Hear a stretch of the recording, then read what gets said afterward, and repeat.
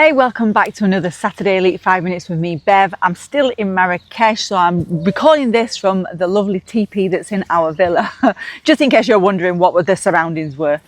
And today I want to dive into something that is quietly draining profit, creating a lot of stress, and making you resent some of your clients, even the ones you actually like. And that is scope creep. Now, if you're not familiar with the phrase scope creep, let me put it simply. It's when you agree to do X, but you end up doing X, Y, and Z as well, usually for the same price. It's the could you just quickly email? It's the while you're in there, would you mind phone call? It's the client who swears it's only a tiny extra job, but when you add it up across the year, you've given away a week's worth of unpaid work. Let me give you an example I see all the time. An accountant signs up a client for compliance work, accounts, tax return, payroll, for example. Then the client starts asking, can you just look over this mortgage application? Can you just have a quick word with my bookkeeper about X, Y, Z? Can you just check if this is allowable for tax? And one by one, these little favours stack up. And none of them seem huge in the moment, but add them all together and suddenly you're doing 20 to 30% more work free. And scope creep doesn't just cost you time and money, it changes the dynamic with the client as well. So when you always say yes to everything, you're setting a precedent. You train them to expect more for less. And the client who started off grateful becomes the client who starts pushing, because that's what you've taught them is acceptable. So how do we fix it? Here's my 3 steps to kill scope creep once and for all.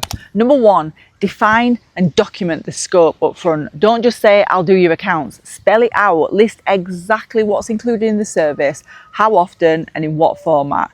If you're delivering a compliance package, be clear that it includes year-end accounts, corporation tax return, payroll for so many members of staff, quarterly VAT return, and equally important, state what it does not include. For example, ad hoc reports, loan applications, management accounts, cash flow forecasts, additional payroll runs, or one-off advice calls. It's not about being rigid or rude, it's about setting boundaries so there's no confusion later. Step number 2, spot and call it out early. The first time a client asks for a little bit extra, that's the moment to act. If you let it slide once, you'll struggle to draw the line later. And all you need to do is use this simple phrase. I'm happy to help with that. It's outside the scope of your current package, but I can either give you a quote for the extra work, or we can look at moving you onto a package that covers it regularly. Simple, polite, clear.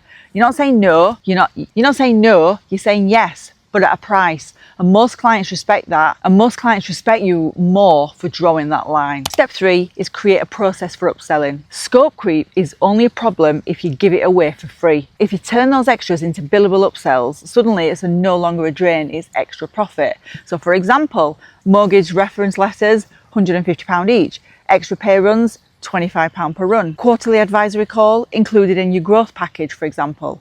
So put the prices in writing so there's no awkwardness. Then when a client asks, you can say, of course, and here's the cost for that. Then there's no drama, no freebies, and no resentment. One of my coaching clients who struggled with this, so every single week her clients would just quickly call with questions. She'd spend hours answering them, and by the end of the month she'd given away an entire day's worth of advice for free. And when we looked at a time, we audited a time, she realised she was losing over £1,000 a month to scope creep. That's £12,000 a year gone.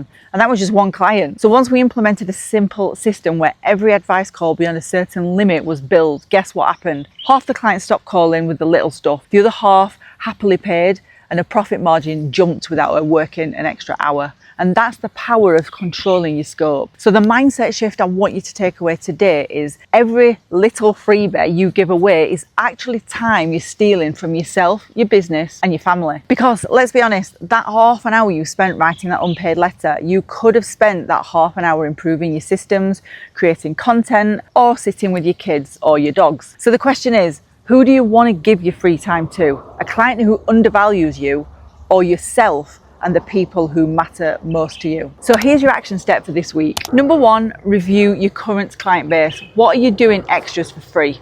Number 2, write down what's included in each service and what's not.